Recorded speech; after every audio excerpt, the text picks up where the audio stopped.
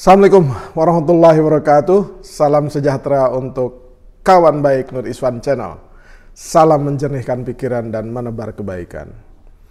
Kawan baik, tren survei menunjukkan bahwa telah ada salib menyalip antara Prabowo dan Ganjar Pranowo. Tapi beberapa survei menempatkan Prabowo lebih unggul dari Ganjar. Nah, nomor 3 itu memang tetap ditempati oleh Mas Anies Rashid Baswedan.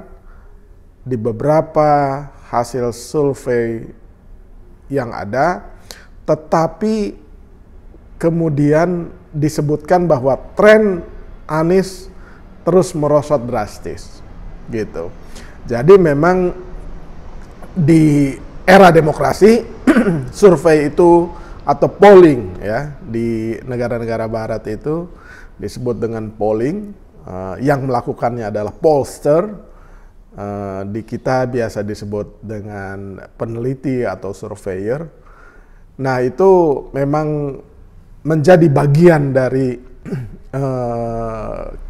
perayaan demokrasi. Jadi sebelum pemilu dilaksanakan, sebelum Pilpres dilaksanakan, itu selalu ada survei-survei atau polling-polling yang dilakukan oleh lembaga-lembaga survei.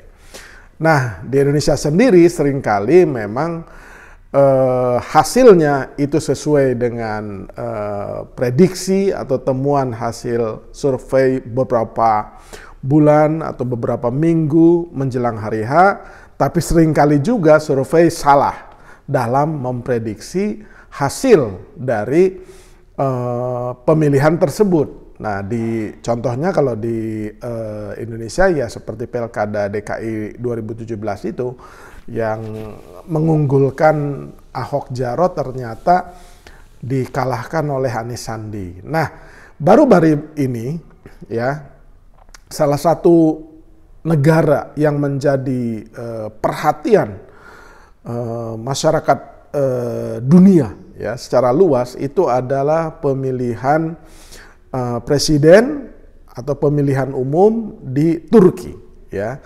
Turki ini punya ikatan historis dengan Indonesia karena konon katanya beberapa ulama Kurdi itu ikut menyebarkan agama Islam di Indonesia. Nah, selama abad 21 kemudian terjadi perubahan drastis. Yang tadinya Turki merupakan negara sekuler, ternyata ia mulai mengarah kepada negara-negara yang lebih religius. Dan baru-baru ini ya Turki atau di Turki, di arena politik Turki, hasilnya yang terjadi itu mengalahkan secara telak survei-survei yang ada, gitu. Nah, ini menarik. Jadi kalau misalkan seorang Recep Tayyip Erdogan ya mengalahkan Kemal Kılıçdaroğlu atau Kemal yang merupakan oposisi dari pemerintahannya Erdogan, padahal sebelumnya itu menurut beberapa survei yang dilakukan oleh lembaga survei ternama di Turki, Erdogan itu udah pasti kalah lah ya. Erdogan itu sudah pasti kalah. Nah, fenomena Erdogan itu bukan tidak mungkin terjadi di Indonesia. Anies di survei-survei selalu kalah ya di mayoritas lembaga survei, tetapi di Pilpresnya bukan tidak mungkin Anies menang, dan hal itu mengalahkan prediksi hampir semua lembaga survei. Contohnya Erdogan itu ya. Erdogan ada 2 survei yang dimuat di Times of India, sebuah media massa berbahasa Inggris yang berbasis di India, itu menyebutkan bahwa misalkan Konda ini salah satu lembaga survei ternama di Turki, itu hasilnya yang dilakukan sebelum pemilu, surveinya itu adalah Kemal ya Kılıçdaroğlu itu 49, sekian persen. Kemudian Erdogan itu hanya 43, sekian persen. Jadi pokoknya kalah lah gitu Erdogan. Nah kemudian lembaga yang lain Metropol ya survei itu juga hasilnya tidak berbeda jauh ya. Yang pasti Kemal Kılıçdaroğlu itu menang 49, sekian persen, tetapi Erdogannya itu 46, sekian persen gitu. Jadi tetap kalah. Nah kalau menurut Metropol, kalau run off putaran kedua final gitu, putaran final Kemal melawan Erdogan ini, nah hasil survei menunjukkan bahwa Kemal Kılıçdaroğlu itu menang di atas 51%. Tetapi faktanya Erdogan di putaran pertama justru lebih unggul daripada Kılıçdaroğlu. Ya, ada dua kandidat yang lain, yaitu kalau tidak salah Sinan Ogan yang mendapatkan 5% di putaran pertama dan Muharrem İnce.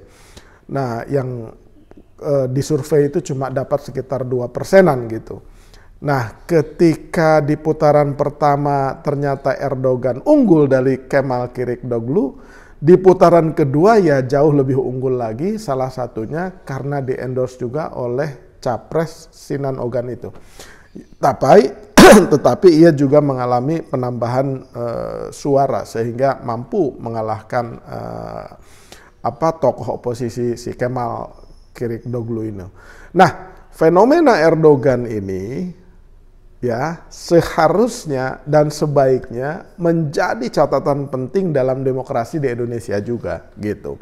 Jadi survei itu bukanlah kebenaran mutlak, ia hanya memprediksi ya sepanjang metodologi pengambilan sampel dan kejujuran dalam melakukan survei serta penyajian datanya benar, maka kita memang pantas percaya menjadi rujukan dalam memprediksi kemenangan dalam satu pertarungan politik gitu. Jadi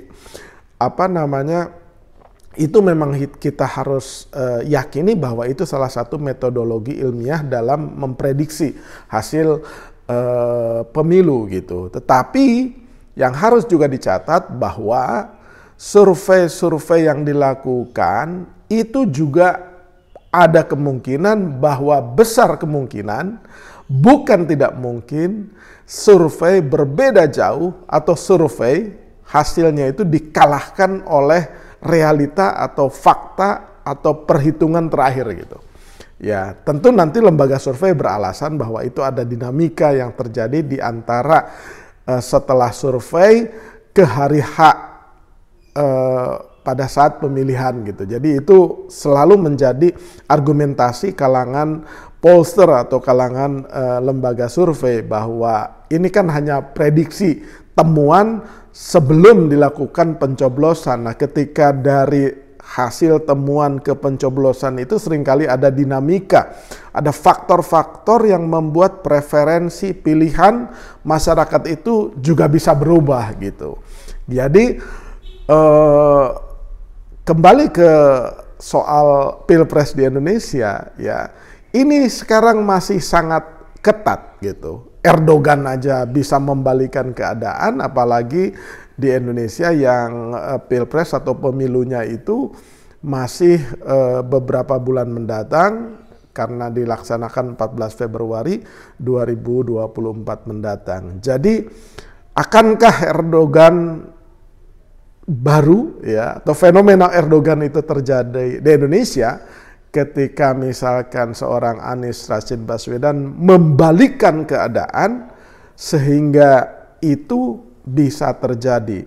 Hal itu tidak tertutup kemungkinannya atau besar kemungkinannya seperti itu.